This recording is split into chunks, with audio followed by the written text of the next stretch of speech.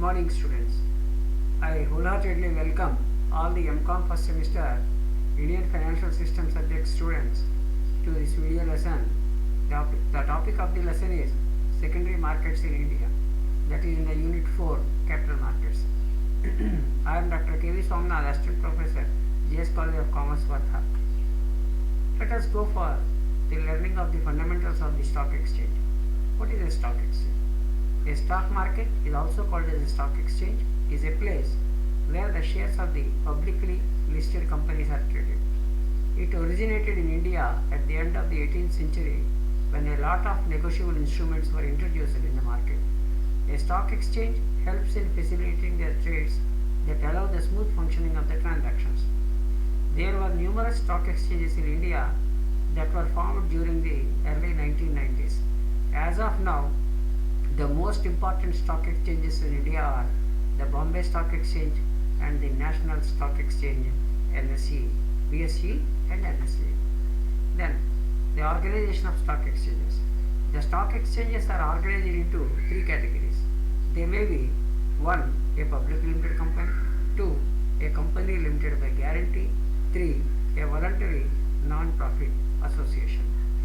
Now let us learn about the governing body of the stock exchange. The governing board consists of 16 members of the exchange elected on general election basis by the members of the exchange. 3 persons appointed by the central government as its representatives, 1 representative of the Reserve Bank of India appointed by the central government, 3 persons nominated as public representatives, and a chairman or executive director. The executive members elect from among themselves the president or chairman of the stock exchange. In day-to-day management, the governing board is assisted by a number of committees such as listing committee, arbitration committee, defaulters committee, admission committee, etc. The governing body and the governing board is empowered to make rules and regulations in the consultation with the government and the members of the stock exchange. The governing board consists of president, who is a public representative, vice president, executive director, elected director, nominee of government. And now the composition is 6 members elected from the members of stock exchange, 3 public representatives to be nominated by the board, 1 executive director to be appointed by the stock exchange, 3 members nominated by the government. Membership. The members only enter into the trading of stock exchange and carry on business. A non-member can buy or sell securities through a member. Every stock exchange has its own rules and regulations for the admission of members. Members of a stock exchange are allowed to appoint certain agents to do business on their own. The non-members who can carry on business on the floor of a stock exchange on behalf of the members are of 3 types. Number 1, reviziers. They are the agents of full-fledged members of a stock exchange. They are appointed to secure business for the members. They cannot carry business on their own name. They are paid commission out of the brokerage collected by the members on the business procured by the reviziers. They are also known as half-commission men or sub-brokers. Second, authorized clerks. A member of the stock exchange can appoint authorized clerk or assistants to assist him. The authorized clerks are merely employees of the members and cannot do business in their own name. C. The brokers and jobbers. A broker is a commission agent who buys and sells securities on behalf of non-members.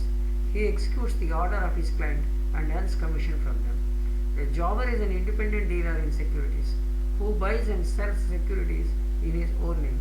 He cannot enter into contract with non-members. He derives his income from the profit made through difference in the prices. The duties of the governing body.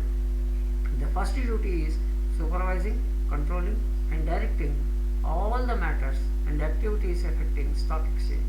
The second duty is regulating stock exchange trading. Third one is warning, fining and suspending members or their partners, authorized clerks or employees. Exercising complete jurisdiction over all members with the power to admit and expel members. Fifth one, making, amending and suspending the operations of the rules, bylaws and regulations. Now let us go for the listing of the securities. Listing means the admission of securities of a company to trading on a stock exchange. Listing is not compulsory under the Companies Act. It becomes necessary when a publicly limited company desires to issue shares or debentures to the public. When securities are listed in a stock exchange, the company has to comply with the requirements of the stock exchange. Next, objectives and requirements for listing of securities. The major objectives for the listing are to provide ready marketability and liquidity of a company's securities, to provide free negotiability to stocks, to protect shareholders and investors' interests, to provide a mechanism for effective control and supervision of trading. A company which desires to list its shares in a stock exchange has to comply with the following requirements. What are those? Number one, permission for listing should have been provided in the Memorandum of Association, Articles of Association.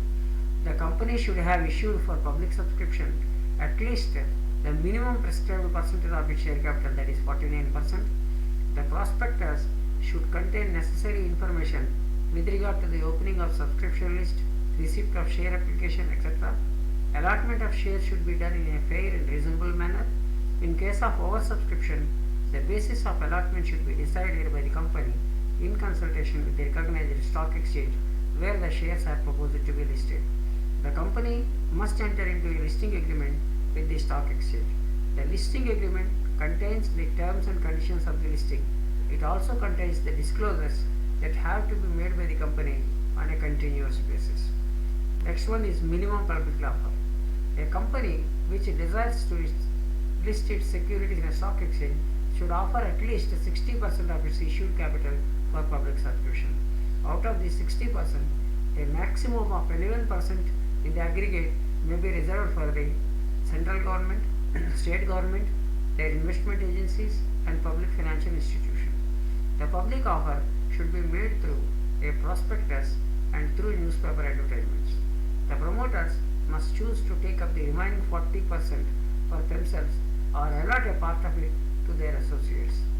Next one, fair allotment. What is a fair allotment? Allotment of shares should be made in a fair and transparent manner. In case of oversubscription, allotment should be made in an equitable manner in consultation with the stock exchange where the shares are proposed to be listed.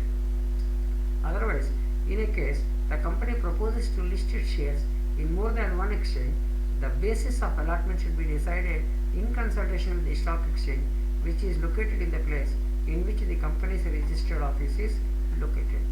Now the listing procedure. So the following are the steps to be followed in listing of a company's securities in a stock exchange. The promoters should first decide on the stock exchange or exchanges where they want to share and they list it. They should contact the authorities to the respective stock exchange or exchanges where they propose to list. They should discuss with the stock exchange authorities the requirements and eligibility for listing. The proposed Memorandum of Association, Articles of Association, and Prospectus should be submitted for necessary examination to the stock exchange authorities. The company then finalizes the memorandum, articles, and prospectus.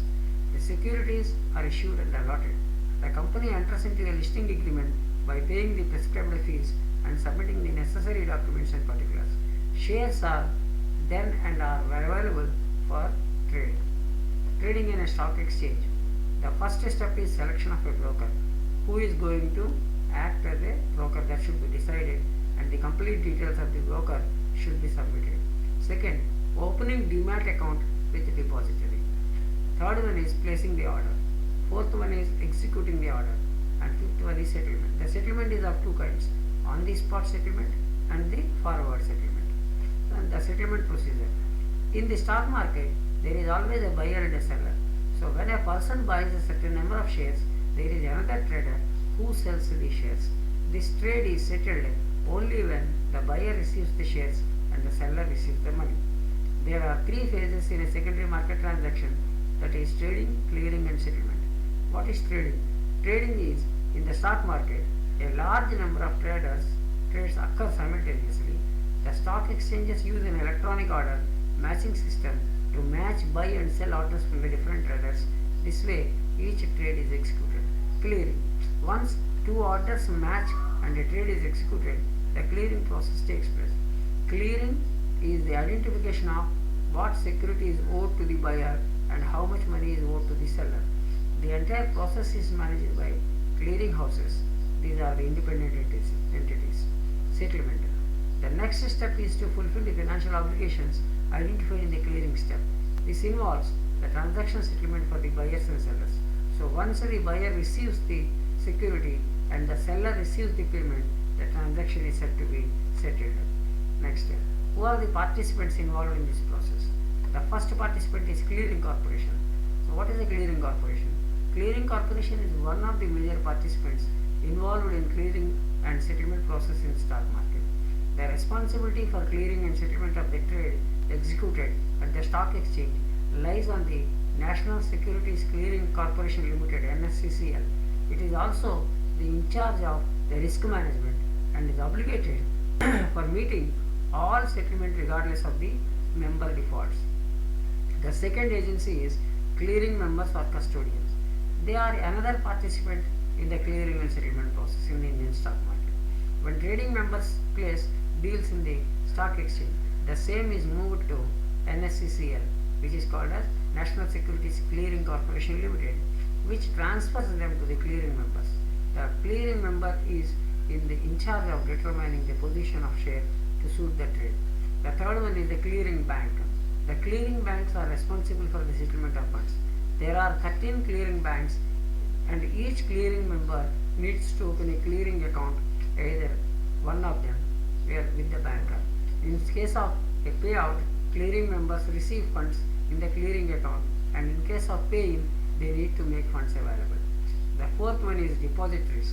There are two depositories in India, NSDL and this CDSL.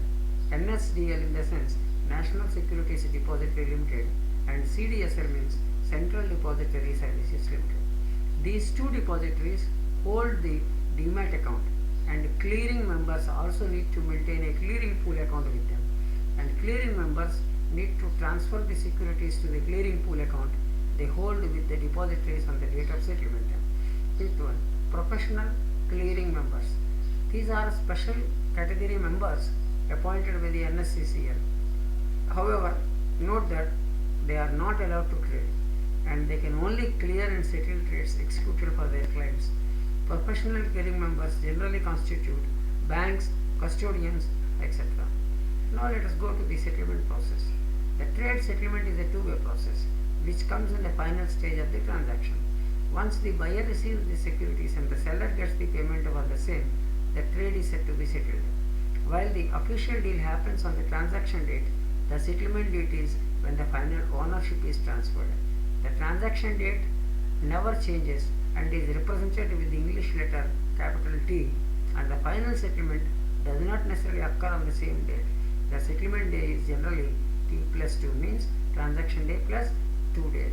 Earlier, when securities were held in physical format, it took 5 days to settle a trade after the actual transaction. Investors made payment in checks after receiving the securities, which came in the form of certificates and were delivered by post. The delay caused differences in prices, posed risks, and incurred a high cost. To control transaction delay, market regulators decided to set a date within which the transaction had to be completed. Due to paperwork, earlier the settlement date used to be T plus 5, which has now been reduced to T plus 2 under the post-computerization. The types of settlements in the stock market.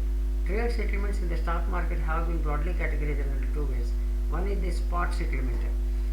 This is when the settlement is done immediately following the rolling settlement principle of T plus 2, means transaction day plus 2 days. Second one is forward settlement. This happens when you agree to settle the trade at a future date, which could be T plus 5 or T plus 7, means transaction date plus 5 days or transaction date plus 7 days. Then what is rolling settlement? The another settlement is rolling settlement.